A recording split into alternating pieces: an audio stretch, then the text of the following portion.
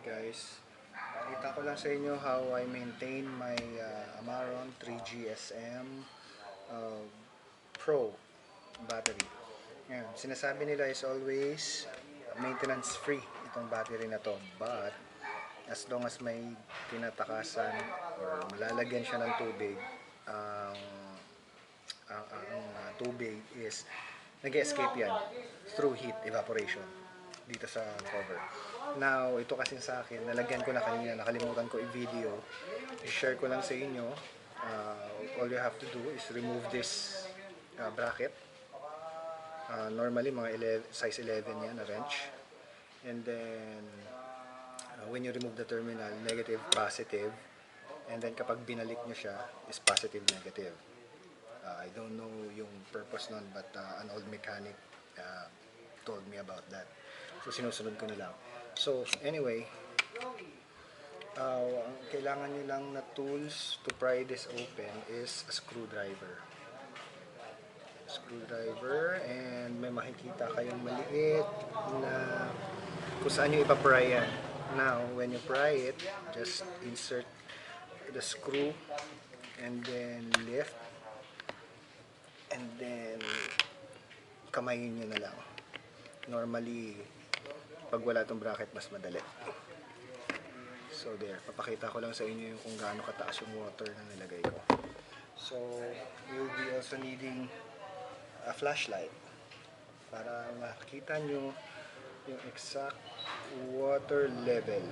So, there. Normally kapag 1 year ang battery, medyo bumababa na, nag-escape dyan yung water. So, silipin nyo lang siya.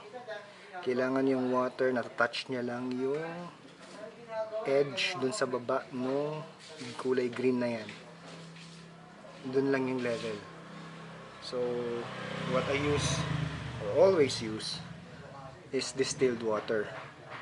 So, malalaman nyo yan kapag ang battery reading nyo is below 14, 13.9, 14, mga ganyan. Sa akin kasi, it's always 14.2.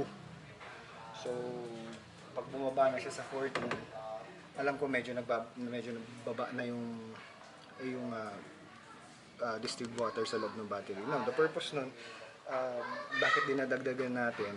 Kasi ang plates, kapag na-expose, wala nang charge yan. Yung nandun lang sa may ilalim ng plates ang nagkakaroon ng charge. Kaya mababa na yung amperage ninyo. Yan, ganyan lang siya ibalik. Madaling-madali lang. Once na na-fill nyo na yung mga holes dyan ng distilled water up to the right level, run the engine. Makikita nyo naman yung voltmeter ninyo kapag tumaas na yung let's say, paandarin nyo na lang ng 10 minutes para kumarga siya ng maayos. Sa akin, napapansin ko from 14 or 13.9, pag bumaba na doon, is pumapanik na naman siya ng 14.2.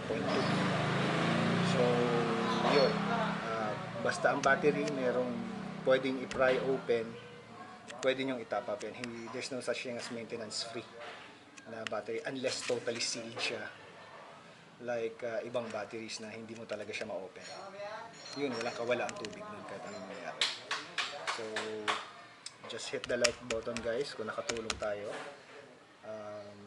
I'll be posting more videos soon to how to maintain your or other components ng engine natin.